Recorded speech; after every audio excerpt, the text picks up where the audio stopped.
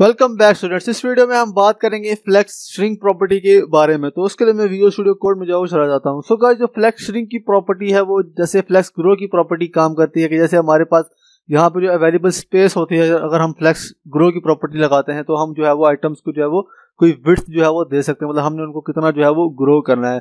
इसी तरह जो फ्लेक्स श्रिंक की प्रॉपर्टी है उसके जरिए से हमारे जो आइटम्स होते हैं हम उनको जो है वो श्रिंक कर सकते हैं, मतलब छोटा जो है वो कर सकते हैं।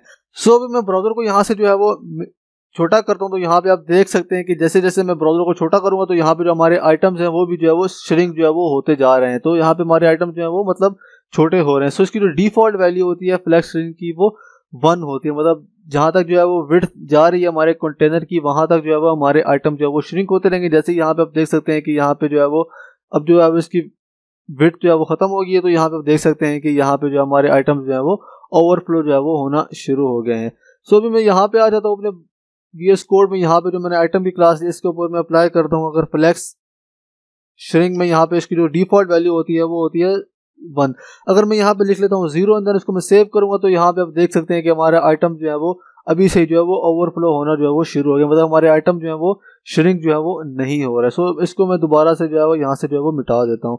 सो अगर हमने जो है वो हमारे जो बाकी आइटम्स हैं उनको जो है वो अगर हमने श्रिंक करना है, मतलब हमारा जो कुछ कंटेंट है उसको जो है वो हमने श्रिंक करना है, जैसे जैसे हमारी स्क्रीन का साइज छोटा हो तो उसके लिए जो है वो हम यहाँ पे जो है उसको छोटा जो है वो कर सकते हैं। सो यहाँ पे हमारे जो कुछ आइटम्स हैं इनको जो है मैं यहाँ पे जो थोड़ी देर के लिए कमेंट कर देता हूँ। एंड आइटम नंबर 6 से लेके यहाँ 9 तक इसको मैं कमेंट कर दूंगा। एंड देन मैं यहाँ पे आ जाऊंगा आइटम नंबर 3 के ऊपर। एंड देन इसके ऊपर जो है मैं फ्लेक्स श्रिंक की प्रॉपर्टी जो है वो अप्लाई करूंगा। एंड देन यहाँ पे जो है वो उसकी जो वैल्यूज होती है वो हम कोई भी न्यूमेरिक वैल्यू जो है वो यहाँ पे अप्लाई कर सकते हैं। मैं यहाँ पे लिख लेता हूँ 6। एंड देन इसको मैं सेव करूंगा। एंड देन मैं यहाँ पे फिर ब्राउजर में जाऊंगा।